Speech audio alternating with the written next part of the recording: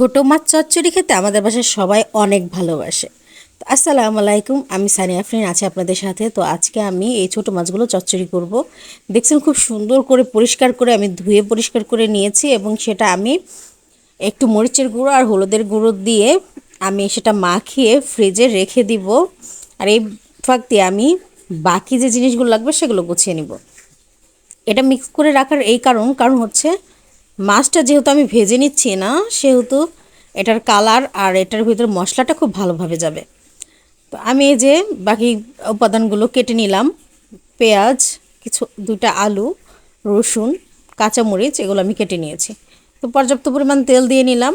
তেল কিন্তু কম দিলে মোটেও ছোটো মাছ চচ্চড়ি ভালো লাগে না। কিছু কিছু জিনিস আছে যেগুলোতে যদি একদম তেলের পরিমাণ কম হয় তাহলে কিন্তু খেতে একদম ভালো লাগে না।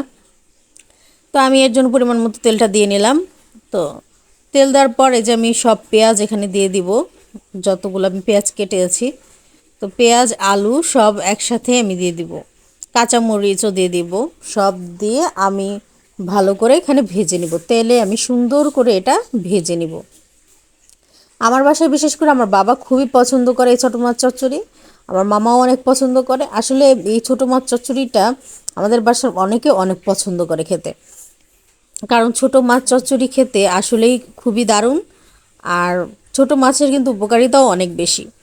তো এর জন্য আমাদের বাসায় প্রত্যেকেই ছোটো মাছ খেতে খুবই পছন্দ করে। কিন্তু এই ছোটো মাছগুলো কাটা বাছা করা কিন্তু অনেকটাই মানে সময়ের প্রয়োজন এবং পরিশ্রমের ব্যাপার, এর জন্য আসলে করা হয়ে ওঠে না।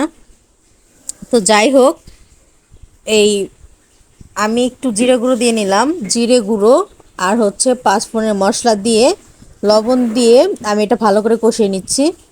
এটা যতক্ষণ না ব্রাউন কালার আসবে ততক্ষণ পর্যন্ত আমি এটা সুন্দর করে নাড়াচাড়া দিয়ে নিব।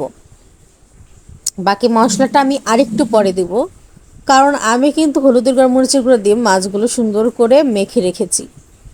তো যখন এইটা দেখবেন যে একদম সুন্দরভাবে ব্রাউন ব্রাউন কালার চলে আসছে, তখন বুঝতে পারবেন যে আপনি এখন বাকি মশলাগুলো দিতে পারবেন। নাহলে কিন্তু কাঁচা পেঁয়াজের যে একটা ভাব থাকে, খেতেও ভালো লাগে না, টেস্ট একদম ভালো লাগে না। তো আমি এই যে এখন মরিচের গুঁড়ো, হলুদের গুঁড়া, বাকি মশলাগুলো এখন দিয়ে দিব। তো বাকি মশলাগুলো দিয়ে আমি এতে আরও ভালো করে নাড়াচাড়া করে কষিয়ে নিব মশলা দিয়ে। পেঁয়াজ আর আলুটা কিন্তু আমি তখনই সাথে সাথে দিয়ে দিয়েছিলাম। এত সুন্দর একটা গ্রান আসছে, আসলে মশলার যে স্মেলটা সেটা পাচ্ছি।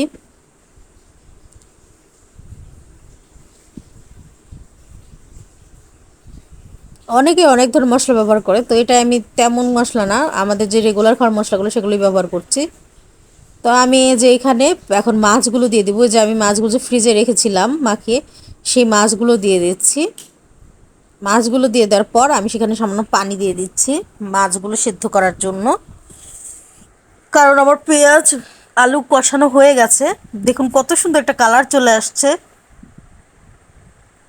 আমি এখন পানিটা দিব এই পরিমাণে যেন তেল আর পানির কম্বিনেশনে আমার মাছটা সেদ্ধ হয়ে যায়। যখন একদম তেল উপরে ভেসে আসবে তখন আমি তাতে ধনিয়া পাতা দিয়ে দিব, কিছু ধনিয়া পাতা দিয়ে দিলে আরও স্বাদটা বেড়ে যায়। আর ধনিয়া পাতা আমি কিন্তু কেটে কুচি কুচি করে ফ্রিজে রেখে দিয়েছি। ধনিয়া পাতা দিলে কিন্তু মাছের টেস্টটা আরও ভালো আসে।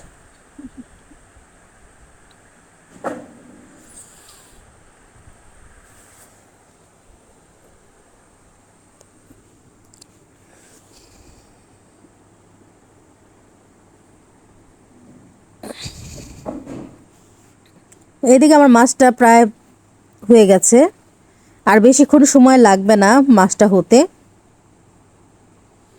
দেখুন উপর দিয়ে একদম তেলটা সুন্দর ভেসে উঠেছে, তার মানে আমার মাছটা একদম সিদ্ধ হয়ে গেছে।